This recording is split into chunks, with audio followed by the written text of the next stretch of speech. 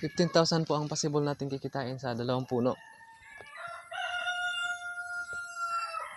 Morning! Hi sa. Hi. Tanaw sa cellphone. Hi. Lemon.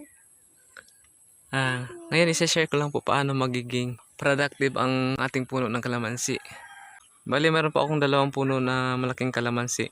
Ginagawa ko po ay nagmamarkot po ako. Ayan, titingnan natin sa taas.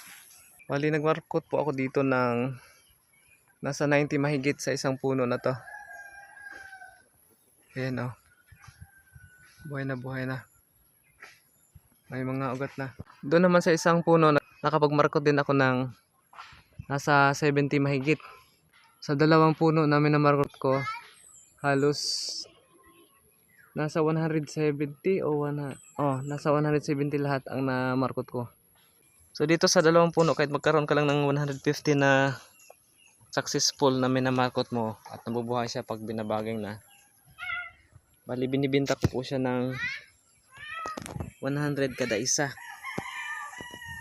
So sa 150 piraso, mayroon tayong possible na kikitain na 15,000 po ang possible natin kikitain sa dalawang puno. Kung maubos po yung ating minamarkot sa halagang tag 100 lang. So yung iba kasi nito nagbibenta sila ng 150 pataas. Sa akin yung binibenta ko lang ay nasa 100 lang po. So dito sa dalawang puno na to, pag na-harvest natin lahat ng markot natin, possible na kikitain ay 15,000 sa isang season ng pagmamarkot ko.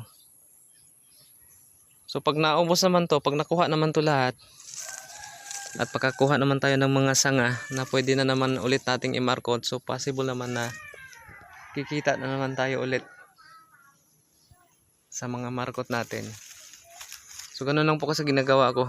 Pag naubos na yung minamarkot ko na nakabaging na at buhay na sila, binibenta ko na po sila, tapos nagmamarkot ulit ako.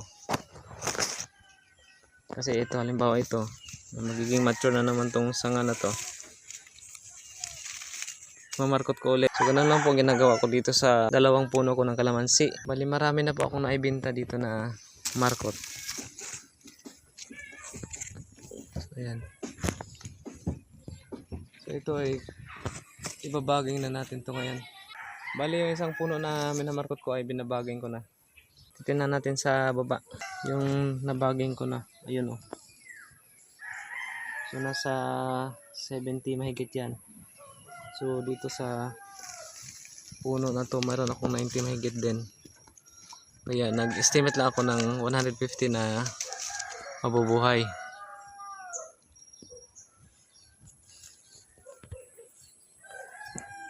So titingnan natin yung nabaging na natin, bagong nabaging sa baba. So ito yung mga nabaging na natin na minamarkot natin sa isang puno. Ayan o.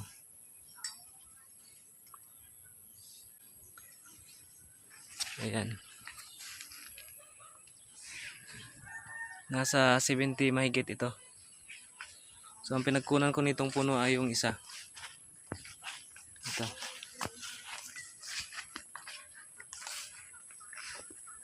Yan, dyan ko kinukuha yan. So pwede na naman tayo nitong magmarkot ulit. Maghanap na naman tayo na pwede nating maimarkot na mga sanga. So ganun lang po yung ginagawa ko dito sa dalawang puno. Napapakinabangan ko na ng husto to.